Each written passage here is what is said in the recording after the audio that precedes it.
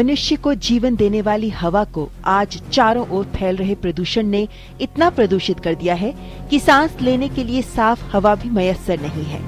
बढ़ते हुए कल कारखाने, सड़कों पर बेतहाशा दौड़ती गाड़ियों का धुआं, संयंत्रों में कोयले की बढ़ती खपत, ये सभी मिलकर हवा में प्रदूषण को बढ़ाते हैं।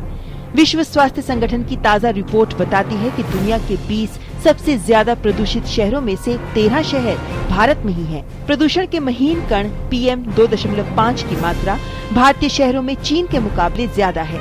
प्रदूषण के यही महीन कण सांस की बीमारियों को जन्म देते हैं और हमारे स्वास्थ्य के लिए बड़ा खतरा बन जाते हैं। एक अन्य अध्ययन बताता है कि भारत में 6.5 करोड़ से ज्यादा लोग आज ऐसे स्थानों पर रह रहे हैं जहां हवा की गुणवत्ता राष्ट्रीय मानकों से कहीं कम है। हवा में बढ़ते प्रदूषण के बारे में अगर लोगों को पहले से जानकारी दी जाए तो प्रदूषण से कुछ हद तक बचा जा सकता है। हवा की गुणवत्ता के इंडेक्स के माध्यम से हवा की गुणवत्ता को विभिन्न स्तरों पर दिखलाया जाता है। दुनिया के विभिन्न शहरों में वायु गुणवत्ता के इंडेक्स के माध्यम से लोगों को इस बारे में पहले से सूचित किया जाता है कि इस दिन हवा में प्रदूषण की मात्रा कितनी होगी।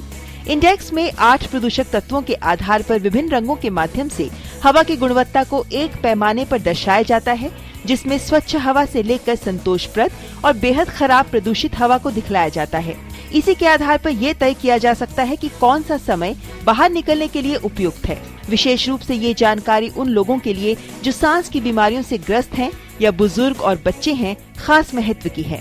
फिलहाल भारत के 10 शहरों में हवा की गुणवत्ता बताने की ये व्यवस्था लागू की जा रही है। सितंबर तक 46 शहर और जुड़ जाएंगे।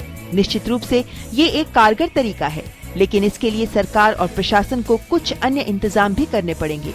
DD news.